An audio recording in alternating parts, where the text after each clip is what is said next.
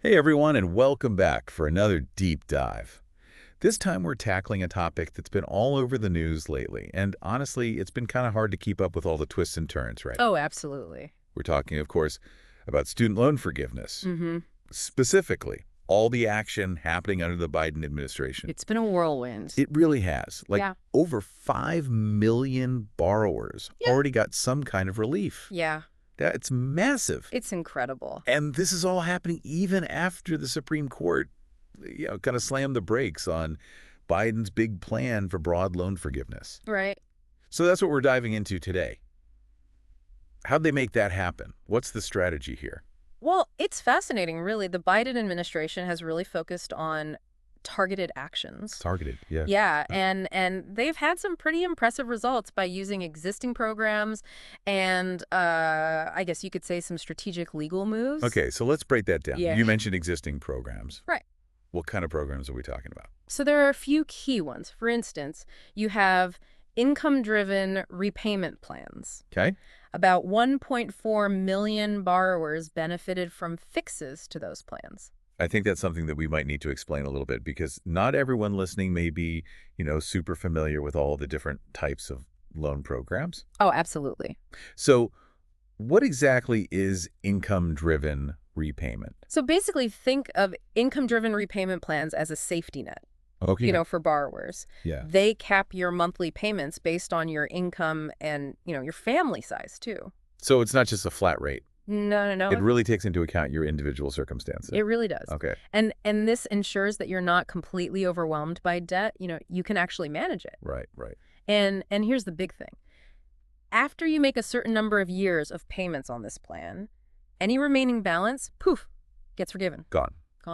So this is what the Biden administration has been, doubling down on. Yeah, exactly. They've been really honing in on these plans, trying to address any discrepancies or issues, and just making sure that everyone who qualifies can actually access them. So it's not one giant policy. It's like a bunch of smaller, more targeted efforts. Yeah, I'd say that's a really good way to put it. Okay, so that brings up a question, though. Wouldn't that be slower? Wouldn't that potentially reach fewer people than, say, one big sweeping forgiveness plan? That's a good point, and it's a trade-off for sure.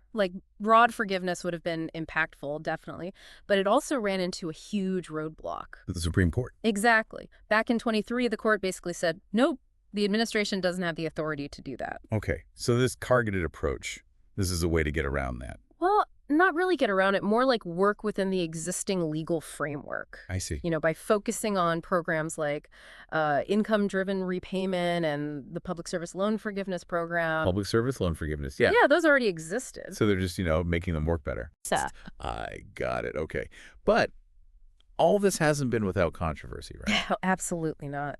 This is a very hotly debated topic. Yeah. President-elect Trump and, lots of congressional conservatives have been very vocal about their opposition. They bring up the cost to taxpayers. Yeah. And they also see it as, well, as an overreach of executive power. Right. And actually, several conservative-leaning states even filed lawsuits to try and put a stop to all these forgiveness initiatives. Wow. So this isn't just about policy details, right? No. It seems like it goes deeper. Oh, yeah. This is about fundamental disagreements on the role of government and things like this. Okay, I get that. Yeah. But, where does Biden stand on all this, personally? Mm-hmm. Because he talks a lot about making education affordable. You're right. I mean, Biden stated over and over that that he believes higher education should be a ticket to the middle class, not a barrier. Right. And these efforts definitely seem to line up with that vision, right? Yeah. But then there's the recent decision to withdraw plans for broader hardship-based forgiveness. Right. That does make things a bit more complex, doesn't it? It does. It's like he's trying to walk this tightrope, right? Yeah.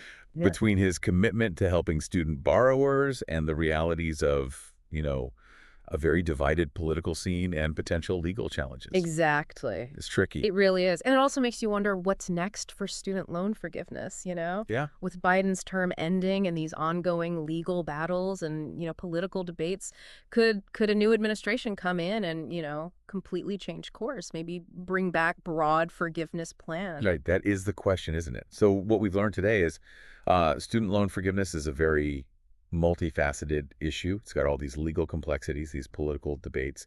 And really at the heart of it all is how we view higher education in this country. Right.